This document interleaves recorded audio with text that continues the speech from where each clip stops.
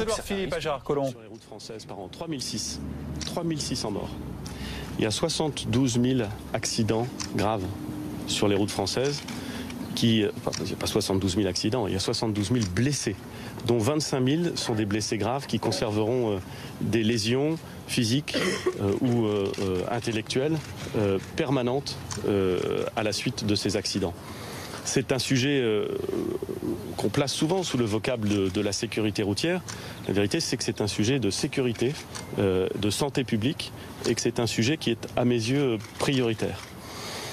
Pour lutter contre cette espèce de plancher et d'une certaine façon cette espèce de fatalisme qui prévaut parfois dans la société française sur ces accidents de la route, le gouvernement a réfléchi à un plan ambitieux qui permettra de changer la donne. Ce plan, il a été travaillé par l'ensemble des membres du gouvernement, par l'ensemble des administrations. Il a même été travaillé avec des instances qui sont extérieures à l'administration. Je pense notamment au CNSR. Il est global, ce plan.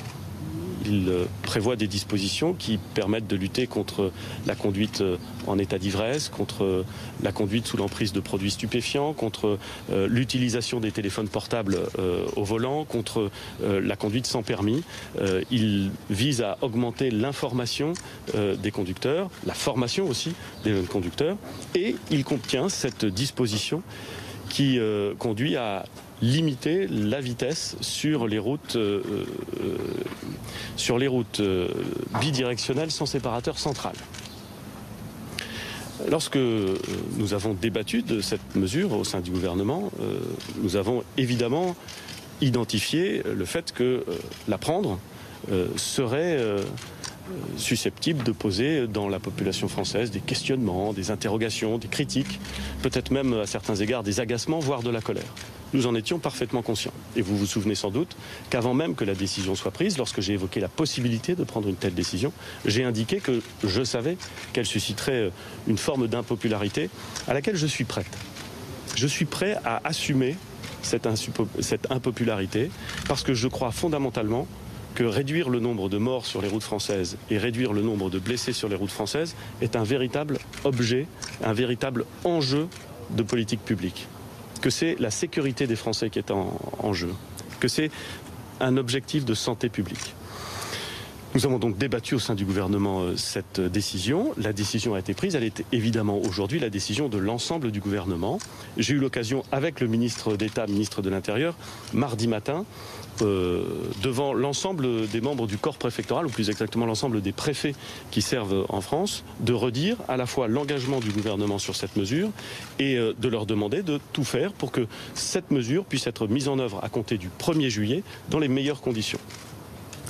Je sais évidemment pouvoir compter sur l'engagement du ministre d'État, ministre de l'Intérieur, pour faire en sorte que cette décision du gouvernement soit mise en œuvre dans d'excellentes conditions. J'ai eu l'occasion de le lui dire à de nombreuses reprises, et encore ce matin au cours des discussions téléphoniques que nous avons et qui sont évidemment très nombreuses. Mais je veux redire ce dont il s'agit. Il s'agit de la sécurité des Français. Il s'agit de la santé des Français. Il s'agit de morts et de blessés graves. J'ai parfois l'occasion de dire que quand on a l'honneur d'exercer des responsabilités publiques, il faut parfois choisir entre des mauvaises décisions qui rendent populaires et des décisions bonnes qui rendent impopulaires. Et bien, je crois que le gouvernement, dans sa globalité, a choisi et assume ce choix. Et je vous remercie de m'avoir posé la question. Mais c'est pas gênant que le ministre chargé de la sécurité... L'ensemble du gouvernement est mobilisé sur cette mesure.